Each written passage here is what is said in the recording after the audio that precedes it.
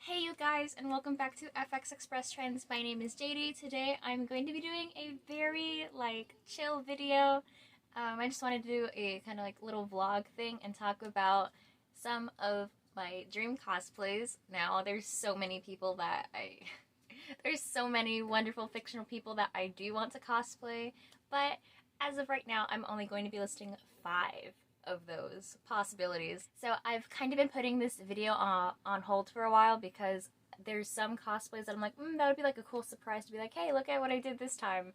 And then others where I'm like, you know, I could take it or leave it. So I chose 5 cosplays that I think are really cool and they're really special. And they're not too big or spoilery, I guess, to be like, oh, you know, that could have been a surprise or something, you know?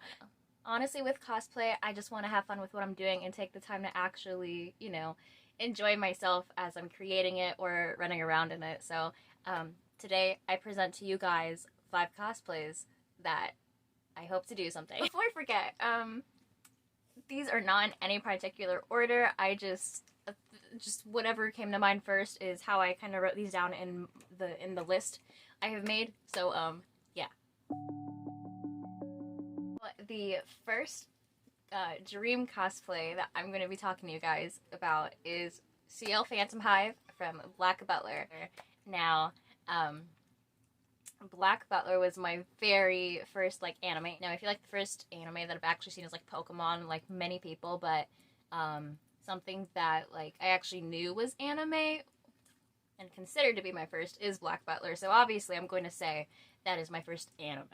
But anyways, I feel like whenever people are starting to get into it, there's always at least 1 or 2 Y2K themed shows, and Black Butler just happened to be one of mine. I mean, obviously you can see Bassie right there. Oh my god, I am weeaboo trash. I know it sounds kind of cringy, but Black Butler was my comfort anime for a very long time, and I resonated a lot with Ciel. I won't say why, because obviously a comfort anime is just something for you and you alone. It's something very special. I don't want to go into it.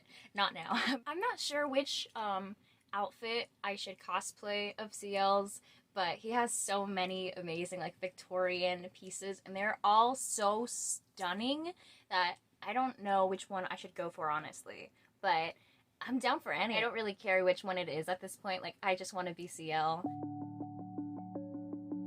The second cosplay that I want to talk to you guys about is Raven's new Teen Titans outfit.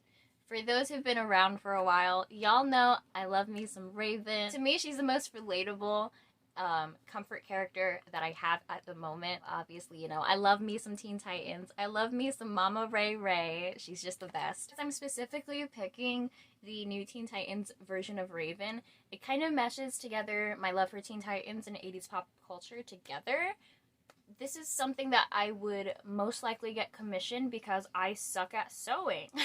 There's so many projects that I want to do, but I don't have that acquired skill set of sewing just yet.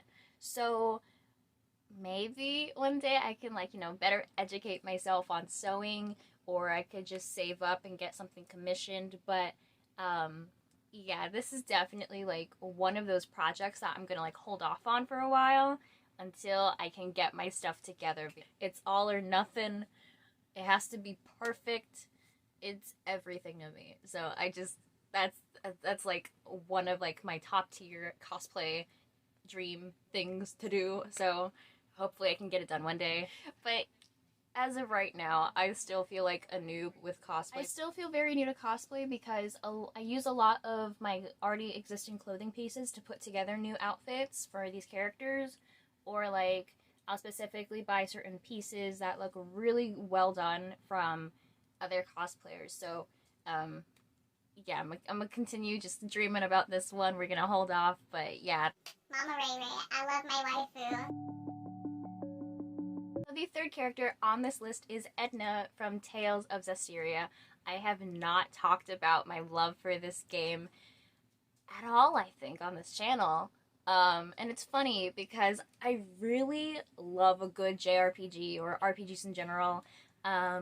And I really love the stuff that Bandai Namco comes out with. Their games are just so good. I've raved about games like Soul Calibur in the past, and it has stolen my heart. So anyways, Tales of Systeria was my very first Tales game, and I'm super biased about this, but I absolutely love the crap out of it. A lot of people really hate on this game, but at this point, like, I don't care. It just, for what it was really good. And since, you know, it is a big franchise, a lot of people have their expectations so high. I try to go into things as blind as possible, so, I don't know, it just made me love this game so much more than other people do, I guess. But anyways, I really love Edna. She's adorable and sarcastic and pessimistic at times. Very much I see, like, those kinds of things in me. I don't know what it is about her. She's just, like, my favorite seraphim out of, the others that the protagonist Ray travels with, so I don't know. She's just, like, tiny and adorable, and I think she's great. However, it's one of those cosplays where it requires a bigger skill set, and again, I cannot sew. I can't sew for nothing. I cannot sew for sugar, so I'm just here, like, daydreaming about, like, one day I will be able to be my precious cinnamon roll Edna. She also appears in Tales of Berseria, which I'm currently playing, and I have yet to see her in it, and I love a good JRPG. There's so many good characters from these games that I do want to be, but Edna's just the one that sticks out the most, and that's why she made it on this list. The fourth entry on this list is Cloud from Kingdom Hearts 1. Now, for anyone who is big into Square Enix, Final Fantasy is just so extreme and amazing, and to see it Cloud in all of his glory in Kingdom Hearts 1 is just so satisfying because the character design in that game is immaculate. I love what Tetsuya Nomura did with Cloud's character design. You got his big hair, his flowy cape, you got like these Vincent Valentine claw things. But anyways, it is really cool, and I'd love to pull off this, like, androgynous Cloud. Plus, it gives me an excuse to make a really cool prop. I've been wanting to do this cosplay, like, ever since I started cosplaying. I don't know, Cloud is just a character I've been wanting to do for a while, so to be able to pull off, like, this really cool version of him would be super amazing, especially with, like, that big wing. Imagine, like, making a mechanical wing. I would love to do that so much. Alright, you guys, so the fifth and last entry on my list of Dream Cosplays is Princess Turdina / Marco Diaz from Star vs. the Forces of Evil. I remember when this show was, like, first on Disney XD, I was so into it. After it ended, I could hardly watch anything that was, like, you know, slightly similar to it. Star vs. the Forces of Evil is just so special.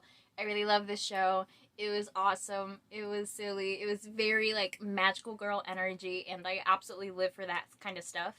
Obviously, one of my favorite characters here is Marco Diaz. He's really cool, and he helps Star on all of her adventures, you know, and specifically, I've picked Princess Turdina to cosplay in the future, hopefully, because not only does Marco help save a bunch of princesses, but he also saves them from the oppression of the wayward school for princesses. In the episode where Marco was portraying Princess Turdina, he was supposed to help save a bunch of princesses, right? Not only did he help them escape, but he also helped them face oppression head on. He was screaming girl power unironically the entire time, and, you know, it was such a good episode because he put his macho side away for a second and saw, like, how stuck and wrong it was that those girls were tied down for being whoever they wanted to be. The whole movement that he caused, I don't know, that whole ripple effect was just amazing. So I definitely want to run around as Princess Turdina. It'd be very cool. Because you can go a lot of ways with this. Like, it can be, like, either a masculine or more feminine cosplay. Just depending on what you want, it can go either way and be very versatile to you and your needs. I just really want to do this because I fell in love with that episode and what he was achieving, and it was just so good and wholesome, and I absolutely loved it. I don't know what else I can say, but Marco is just, after that episode, he's one of the most, like, easily lovable characters. Yeah, that's that pretty much is it. That wraps up my list that I'm sharing with you guys here today. There's so many more characters that I would love to cosplay in the future, but as of right now, that's all I'm sharing with you guys because, again, like, you know, I don't want to spoil, like, any future cosplay plans that I may want to keep under wraps before announcing in the future because you never know. I love making videos like this where I can just sit down and talk nonsense and, like, you know, whatever I say doesn't have to be, like, as structured as most of my videos. Hopefully I can sit down and talk like this more often, but as of right now, that is the end of this video. I want to thank you guys so much for watching. Make sure to like, comment, and subscribe. Share this video with your friends. I will see you guys in the next one, hopefully with more cosplay related content, because it's been a while. It's been a while, and I'm trying to get back on. So thank you again for watching, and I will see you guys in the next one. Bye, guys!